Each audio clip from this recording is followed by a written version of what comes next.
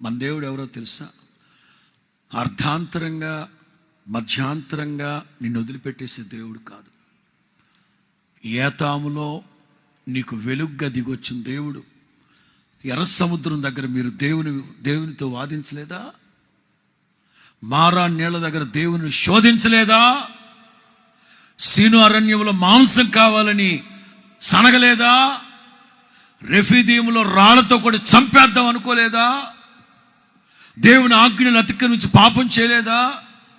మోషే కొండ మీద ఉన్నప్పుడు మీరు బంగారు దూడను చేసుకుని విగ్రహారాధన చేసి దేవునికి కోపాన్ని రేపలేదా? నీళ్లు లేవని సనగలేదా? దేవునికి ఎన్నిసార్లు విరోధంగా ప్రవర్తించారు. నెహెమ్యా క్లియర్గా రాస్తాడు. మరలా తిరుగుబాటు చేశారు, 40 సంవత్సరాల్లో మీరు ఎన్నిసార్లు తిరుగుబాటు చేసినా, దేవుని ఆత్మను శోధించిన, వాదించిన, బాధించిన, విగ్రహారాధన దరిద్రాన్ని మళ్ళా మీరు మూటకట్టుకున్నా నా దేవుడు మిమ్మల్ని విడిచిపెట్టలేదు. కోప్పడ్డాడు, కొట్టాడు, మిమ్మల్ని శిక్షించాడు, కానీ మరణానికి అప్పగించలా. కోపిల్చుచునే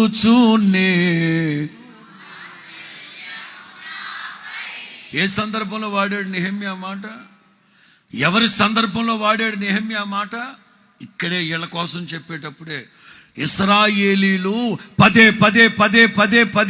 దేవుని దుంపదగా మీకు పిండం పెట్ట,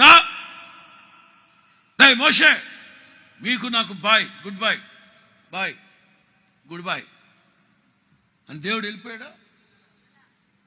వాత్సల్యం కలిగిన దేవుడు అనుక్షణం నిన్ను మూసి పెడతానే ఉన్నాడు. ఏ శత్రువు నిన్ను దాడి చేయకుండా మూసి పెడతా ఉన్నారు. స్తోత్రం చెప్పండి గట్టిగా. నా దేవుని ప్రియులారా, నీ ఎడల